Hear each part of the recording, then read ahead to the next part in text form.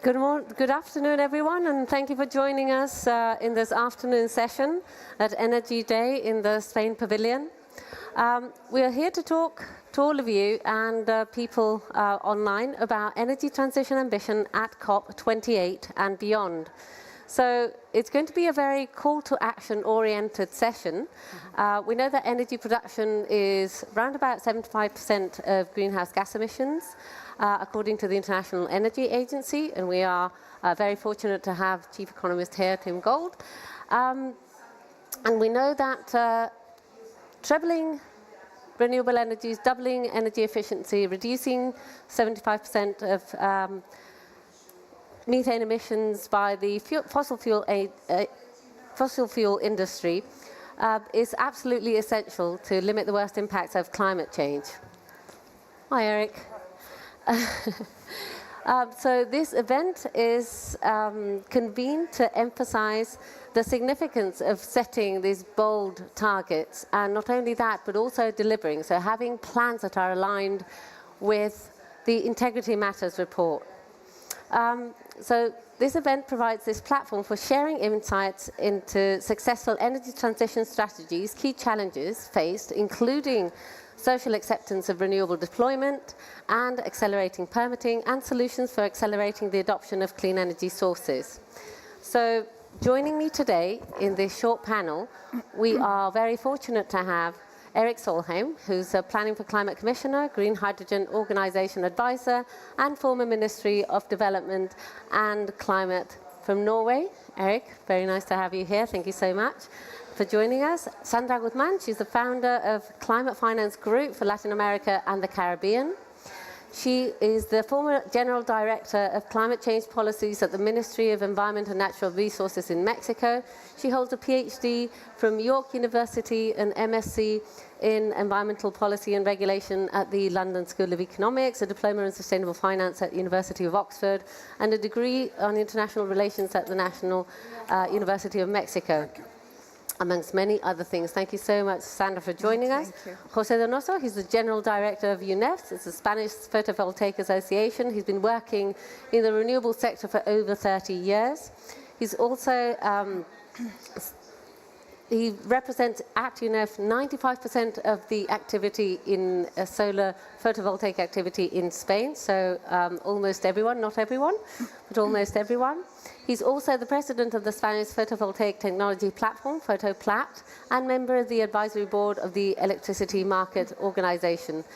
He also advises the International Energy Agency and the International Renewable Energy Agency Coalition, IRENA.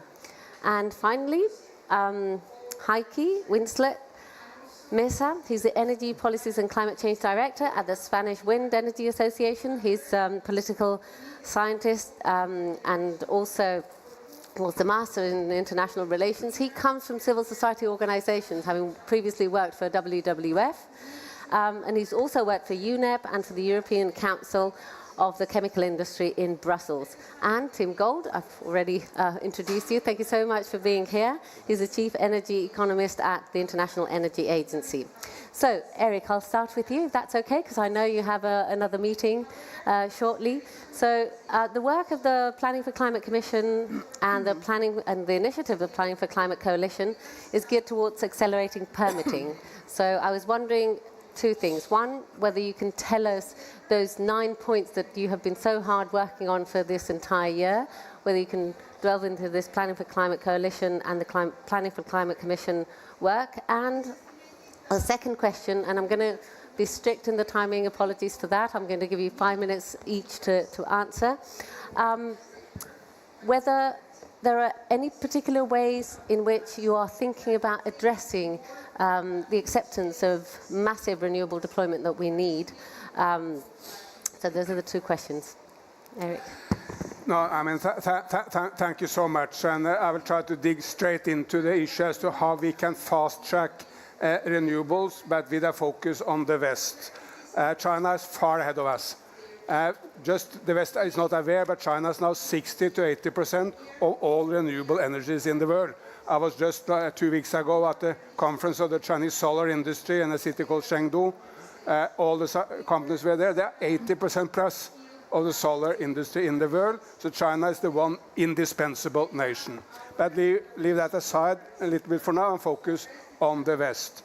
I think three issues, in my view, stand out when it comes to fast-track permitting and the establishment of renewables in the West.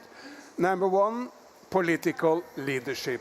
And that, sorry to say, must be political leadership from the top. In the context of Spain, unless the Prime Minister is very strongly engaged, frankly, nothing will happen. And the reason why Spain has developed so fast, I believe, is that the Prime Minister is actually very active. When I was Minister of Environment in Norway, whenever I could get the Prime Minister behind my priorities, a lot was happening. Because then the civil servant would run. When it was just me, they may walk. Sometimes even obstruct, but rarely obstruct, just they would walk. The Prime Minister and the Prime Minister's office was behind it, they would run. So that absolute anchoring of the leadership at the very top, of course, a Prime Minister and a President can delegate the responsibility to someone if everyone understands that that is the person driving it, but it's difficult. That is the defining issue. Unless you have that, very little will happen. Second issue is we need to fast-track all the processes. Look, in many nations you do one process after the other. While we could do most of the processes looking into a renewable projects in parallel. And we could also take the view that a lot of the common ground which you need to try to investigate in the context of a solar or wind or whatever project is already done.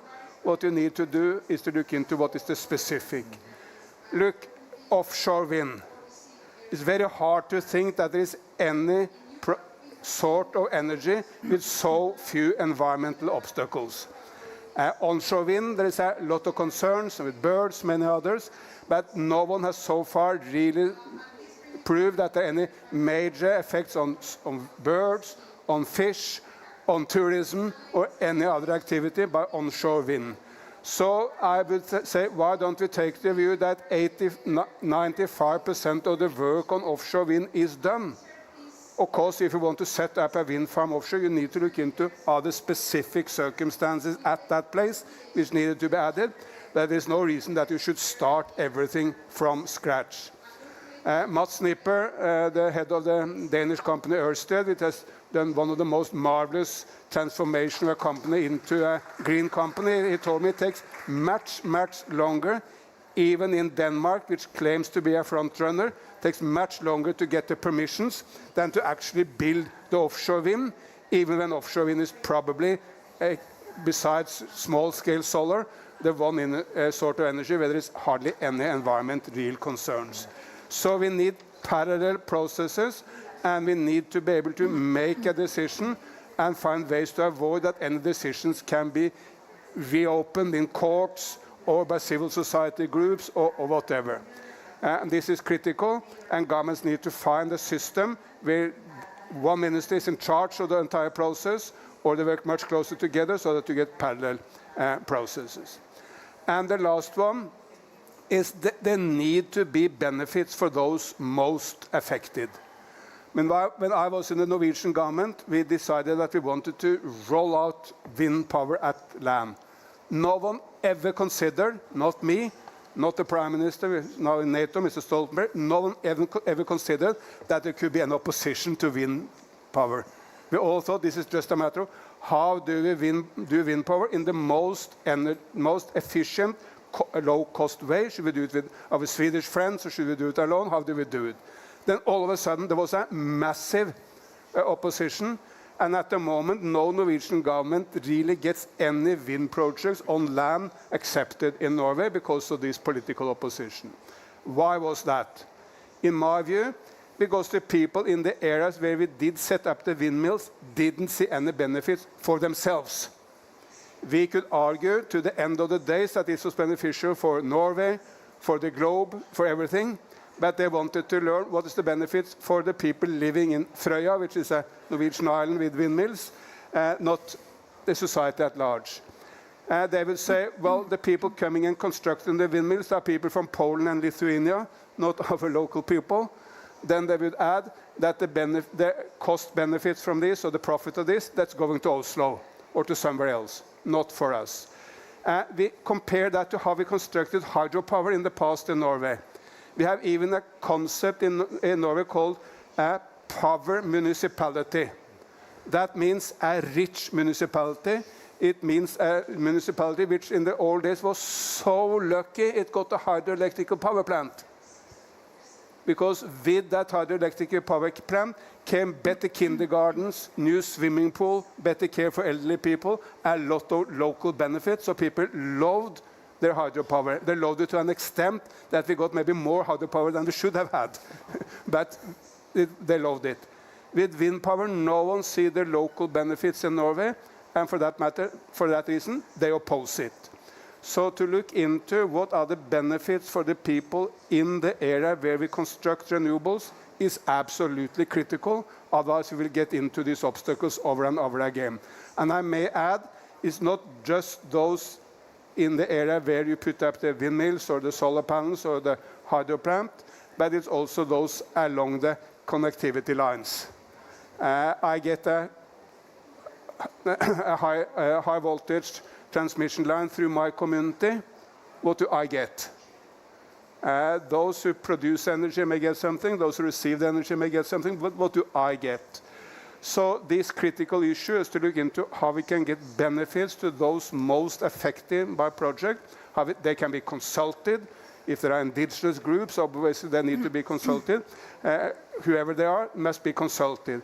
But there must be a time limit for that consultative process, and it will happen much faster if we look into how we can give benefits to them. So these are my three main recommendations. If we really want to fast-track renewables, high-level top political leadership from the Prime Minister or the President. Second, fast-track processes where we look into what are the specifics for this project, not everything else. And finally, a process of better dialogue with, but more benefit for those affected. Thank you so much, Eric. So lucky localities and lucky lines, and the boss pushing from above. I think probably it is interesting for me to hear that if you asked your civil servants to, get on board and do things quickly, they would walk. Whereas if the Prime Minister said it, then they would all run. Hopefully in Spain, it's a bit of both in moving forward. In order to do all of this, Sandra, we need to really scale up that finance. We have heard time and time again, we need to go from the billions to the trillions. But what does that really mean? Do you have examples? Do you have calls to action that we should be aware about? Well, first of all, thank you so much, Lara, and thanks a lot for the invitation to be part of this very, very interesting panel. I would like to start probably reflecting about, we have been talking about energy transition for so many years, but we haven't talked about what energy transition means for every single country. And I think this is a very different approach because not all the countries have the same needs.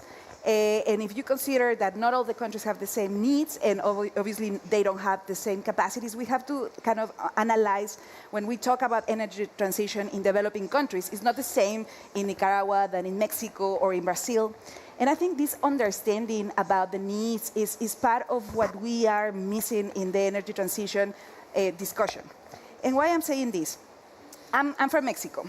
And Mexico is a country, as Ecuador, Bolivia, Brazil, that rely a lot on fossil fuels to generate revenue. And one of the critical conditions has been how we are going to create a package that helps us to really advance energy transition. But we missed the perspective. We said, okay, let's transform the power generation, but without thinking necessarily about what was mentioning about the fact that most of the most important areas to develop renewable energy, for instance, with wind power in Oaxaca, is full of very strong local communities. So when a lot of these developments, or these companies came to Mexico to develop all these very important projects, they didn't consider the fact that a lot of these lands were basically like a lot of people were living there. And this was one element about what is the reality in the context of Mexico, that they have a lot of local community that they didn't even have access to electricity in many cases. No? So it's how can you develop a project when you don't understand what are the circumstances at the national level? And one of the elements is, okay, you can achieve this transition considering that, but it's not only about investing in the technology, but also it's about how can we make this energy transition a tool to reduce poverty, to reduce not only poverty, energy poverty, but also poverty generally speaking. And I think this is for developing countries one of the main areas, that for us is not only about reducing emissions, for us it's about building a totally different system to generate revenue, to generate new jobs, to generate our own technologies, to be able to generate those jobs that will change the way that our economies work. Otherwise, for us, it's just a lot of technologies are coming, are established, but that is not necessarily changing the behavior of the economy, because it's not that there are few jobs, yes, but it's not going deep in the ground. So some of the projects that we have been observing are the most successful are those that are considering the social side of the development of this just transition. It's not only, again, it's not only about the transfer of technology, it's not only about understanding the local system, but it's about like really use this technology to ensure the well-being. And by well-being, it's also creating these conditions around the projects that then make I think the main thing is how can people feel ownership of these projects.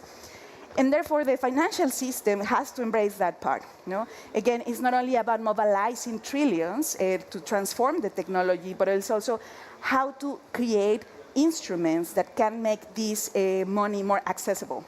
So one of the elements that we are promoting in Latin America is also the vision of decentralization of the technology. Most of the electricity in many of our countries is centralized, no? And how can we decentralize? And renewable energy is the most important option and opportunity that we have to decentralize, to reduce energy poverty. And in that sense, we need different type of money. No, we don't necessarily need only like massive projects or trillions at big scale, but we also need like a smaller money that can go to this decentralization. So energy transition requires different type of money. And this is part of the discussion here.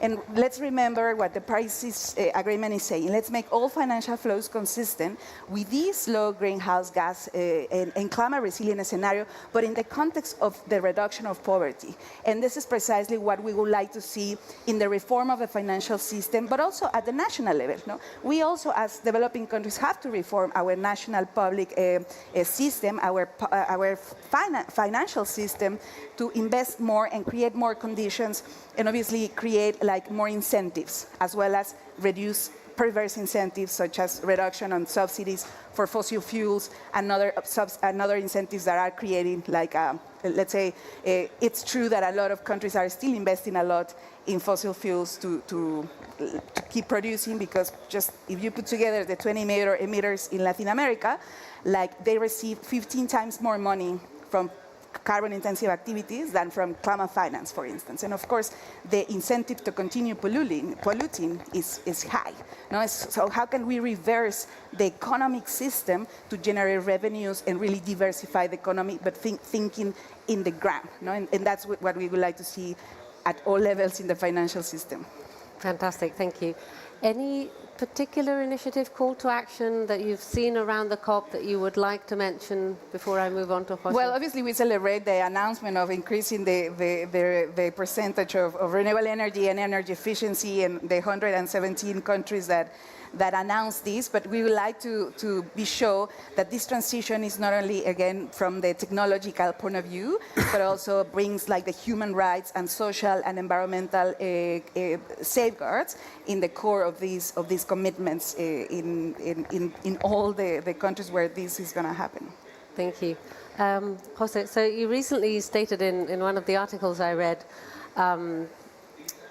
that land and renewable resources are the levers for renewable development, and that this is the time to deploy at scale, and Spain has a clear competitive advantage as we have not only abundant resources, but also very strong companies who can, who are global competitors. The indicative goals of renewable development in the National Energy and Climate Plan in Spain are very ambitious. And I was wondering, what do you think is needed in order to accelerate renewables and ensure both, building on your point, Sandra, public acceptance and environmental protection? In order to, again, speak to Sandra's point of really doing tailor-made analysis of what is needed at the local level. Okay, thank you for the invitation, Lara, to participate in this very interesting panel, to know this experience for other countries. Sorry. Yeah, this is a very, very good question. I think, first of all, we are very happy with this new target that the Spanish government put in the National Energy and Climate Plan, 76 gigawatts, that more or less in the line of the conclusion of this COP to tripling the target of renewables, particularly for PV. I consider it's an ambitious target, but it's necessary target, and we'll do it. And to do it, for me, the key aspect is the social acceptance. Is the key asset to achieve that. We need much more questions, much more elements. We need certainty, we need oceans, we need storage, we need hydrogen, we need to increase electrification.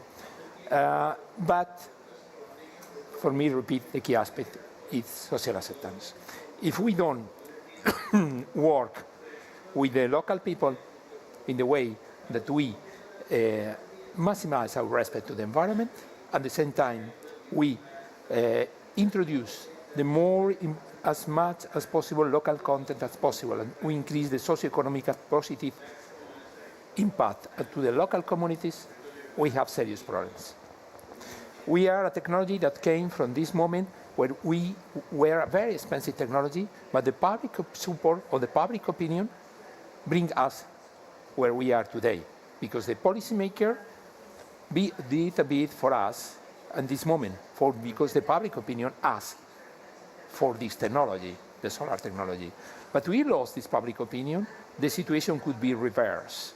Policymakers start to put barriers to us, and we don't find land where to install our technologies.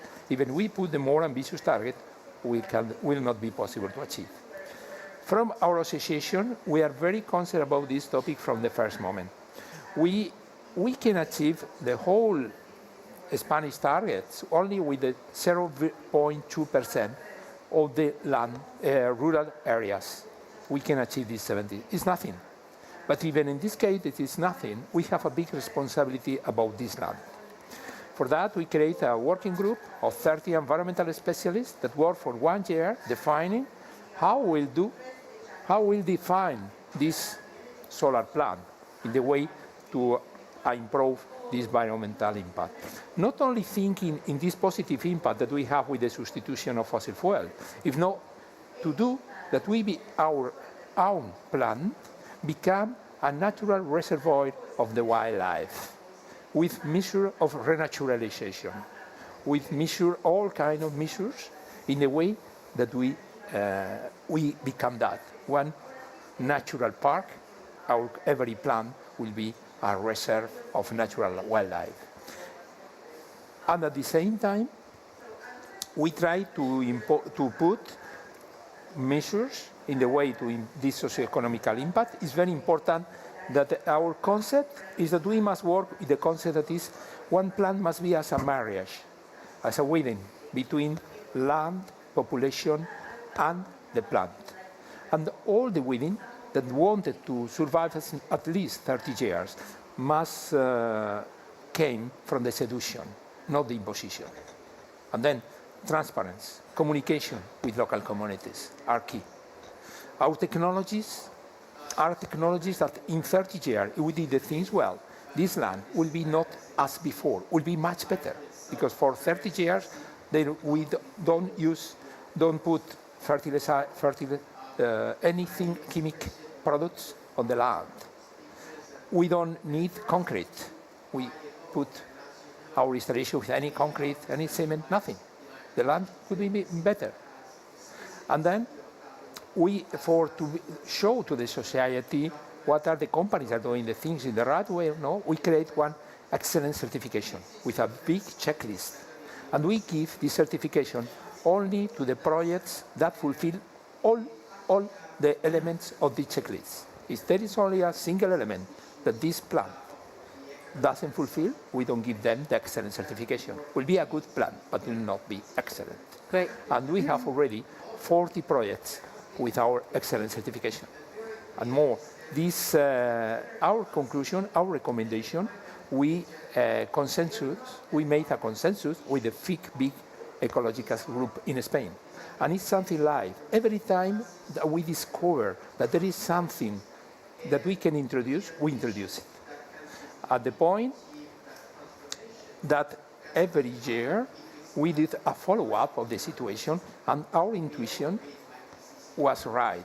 Now, in these plants, the biodiversity, the wildlife, is superior inside the plant than outside the plant. Even we have the case that one regional government of Extremadura, is thinking to declare a real protected area inside one plant for how the biodiversity has been developed so importantly.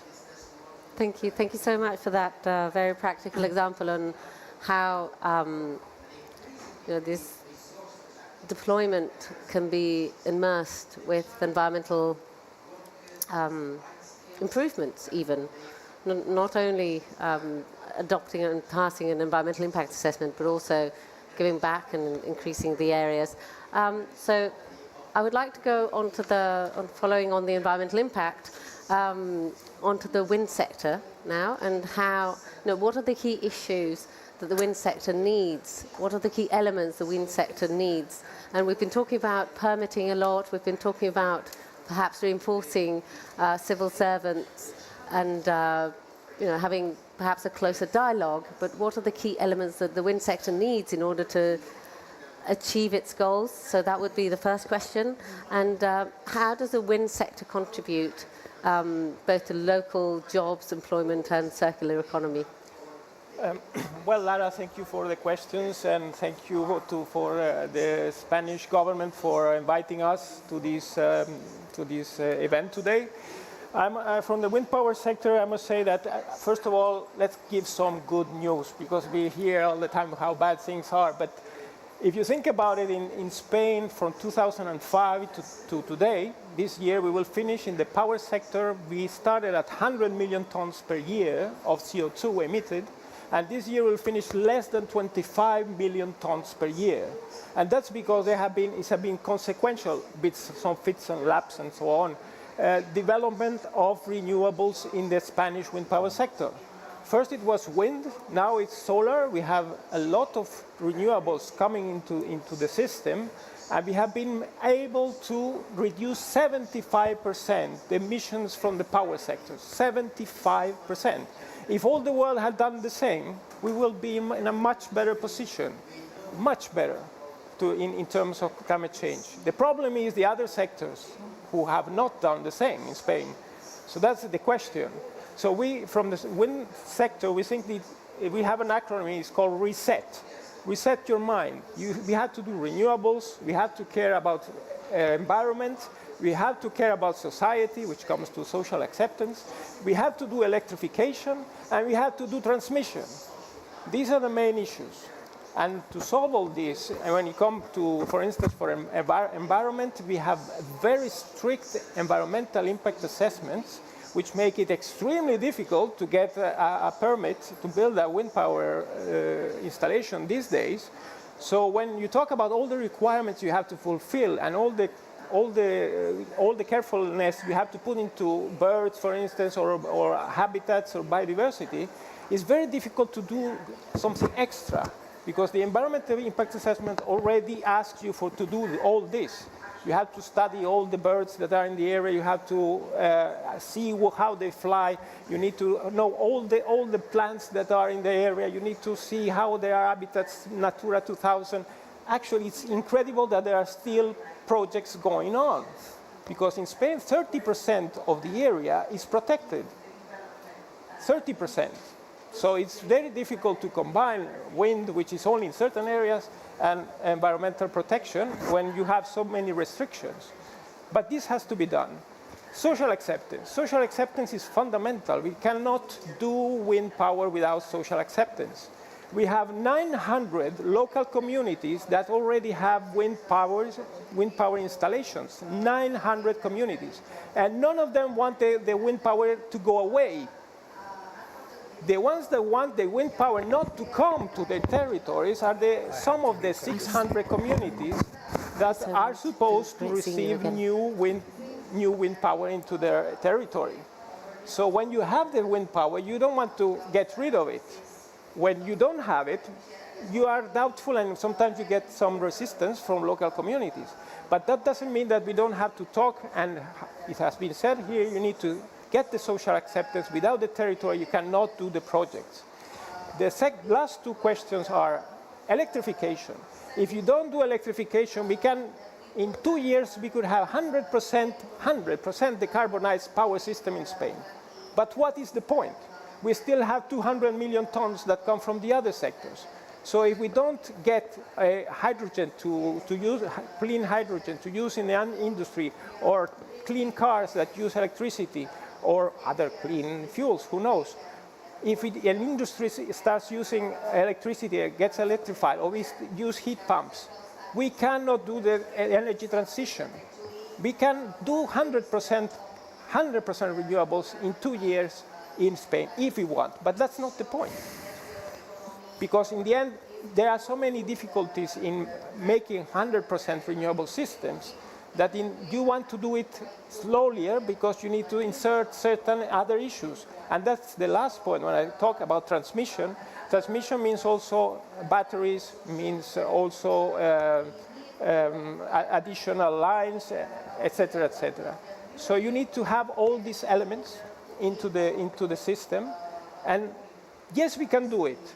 But we need also the right policies to get other parts of the energy system to get electrified, either directly or indirectly. Otherwise, we are not going to make it more than 25% of the whole energy in Spain is in electrical power system. That's 25%. If we don't increase it to 50, 60%, we cannot advance in decarbonization. And coming to the local communities, as I said, we have already 900 communities that have wind power installations, and they're all happy with them because they have to pay taxes, they have to pay rents to the landowners, they have to pay compensations for certain activities. It's not a matter. I mean, if you talk if you have serious companies that go into the regions, go into the territory, and speak with the people and listen to what they want and what they need, maybe they don't want a nice building or something like that. Maybe they just want to have a bus that takes them from the small village where they are to the daycare hospital for old people. These things you have to go and listen what they want. Because the money is there. The question is how the municipalities actually spend the money. Because one 50 megawatt installation spends in the whole 25 years of the existence of the installation spends more than 9 million euros in sites. It goes to the municipality through different ways or through the land arrangements. So you can do a lot of money in a municipality of 200 people with 9 million euros. It's like you got the lottery, if you spend it well. If you don't spend it well, of course, we all know how it goes.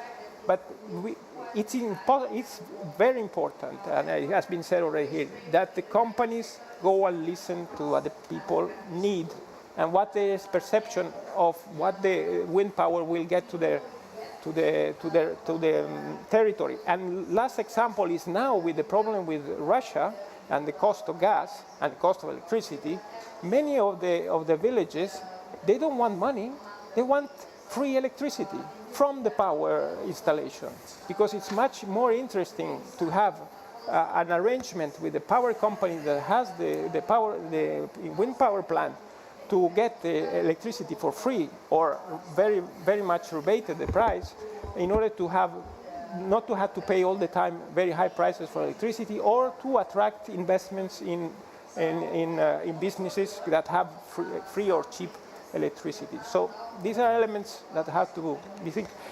And just to end, because we are in Dubai, I think the concept of asabiyya, which is an old concept or Arabic concept, which means we need cohesion and same purpose of all of us, the whole society, in order to make the transition. If we don't have asabiyya, we will not be able to do it, because we are all fighting all with each other in order to get our little space in the energy sector. Thank you so much. So yeah, I think we can all support that idea of cohesion and same purpose, and listening to communities and spending in municipalities wisely, listening to what they really want and not what someone else wants. I'm just wondering, you know, are these lucky communities going to compensate with increased taxes for the reduction in taxes from the oil and gas sector? And I think now I'm going to turn to Tim Gold, who's probably very well placed to answer these vexing questions. So in the Madrid Climate and Energy Summit in October, Fatih Birol and our VP and Minister for Ecological Transition and the Demographic Challenge, Teresa Rivera, came out and supported, obviously, the call by the European Union of trebling renewable energy, aiming to double energy efficiency, ensuring the orderly decline of the use of fossil fuels, recognizing the scaled-up investment is required, and highlighting the critical role and opportunity for the fossil fuel industry to reduce methane emissions by 75% by 2030. So what can we expect the COP to deliver on these? I know it's probably one of the million-dollar questions right now. You know, the feeling is that, yes, renewables, yes, perhaps having in that covered decision the doubling of energy efficiency, the phasing out, slightly more difficult.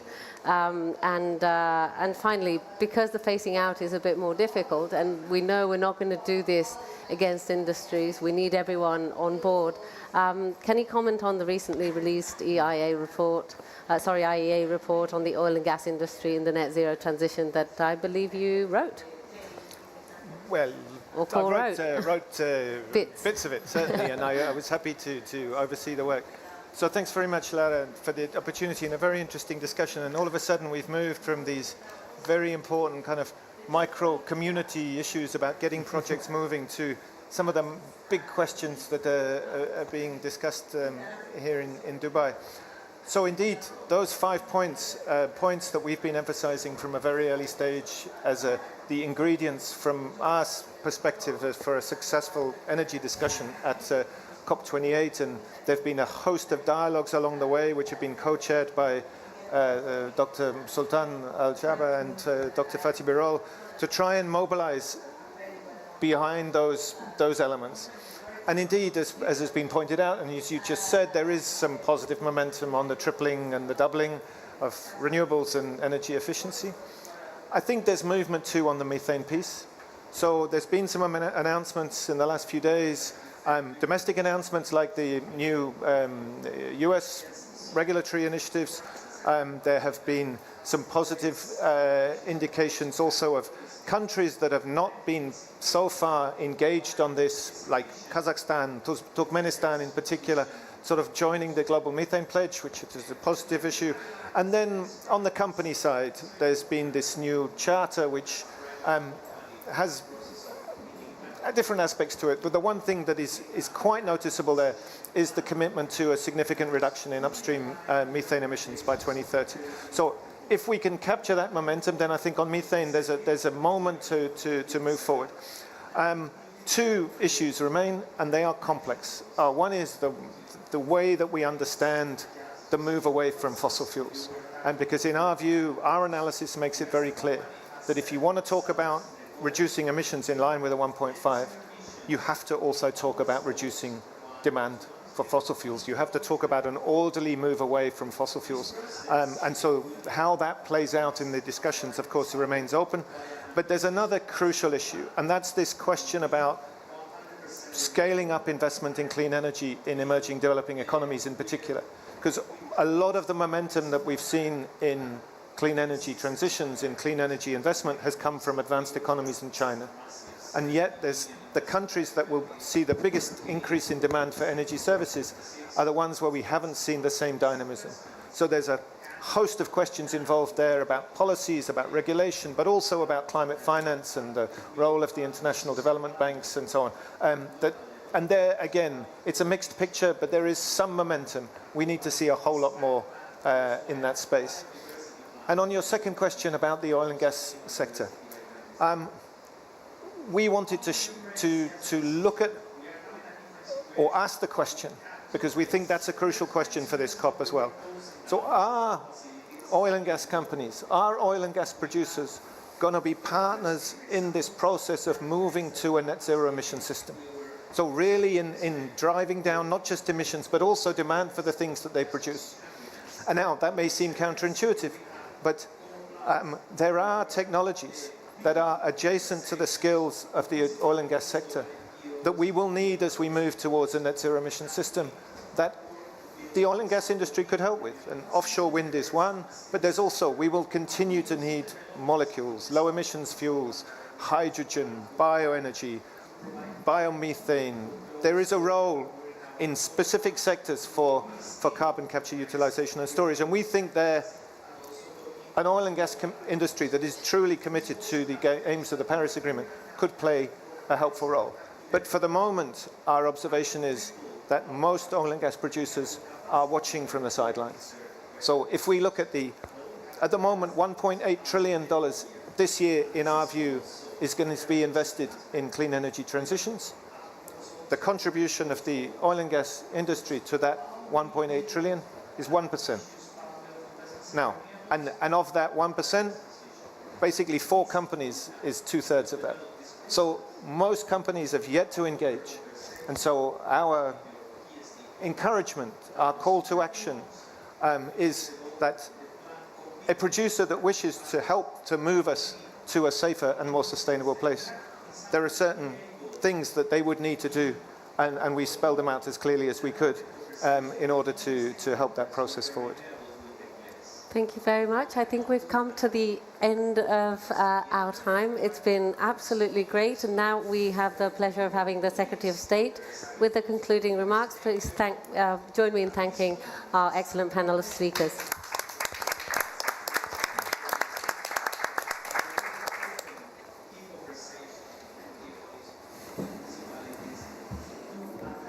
Thank you, and thank you very much. I don't want to take you more time. It has been a very intensive day, the Energy Day, an important one in this Conference of the Parties. Just 1 hour ago, I was following this important meeting with the Ministerial One about pledges and about how we need to triple renewables and double energy efficiency. I think for the time being there is more than 120 countries supporting this pledge, and I think we will have, as part of the result of this COP, I try to be very positive, we will have these as one of the main goals that we can achieve. And it's very important. It's very important for our energy systems, and it's very important to see that the technological options are available, and we can do it all together, business sector, academic sector, scientific, but also governments with a clear strategy.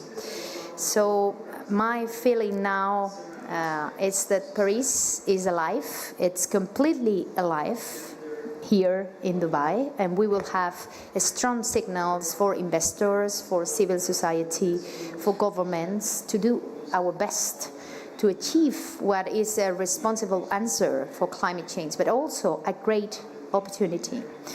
And finally, I would like to share with you, this is the path so far. So the other one, please. This is the path so far, where you can see we start in blue stripes, and we are right now in very hot red stripes. I think all working together, what we can build is something completely different, and we will achieve the next slide. These kind of stripes, where we can forget about these climate change and think about that the world can continue living with all the great aspects that we have nowadays and trying to provide the best for the future generation. So thank you very much for being today with us in this Spanish pavilion, and hope that all of us can agree in this global stocktake point a lot of good results, and we can deliver what we are here for. Thank you very much.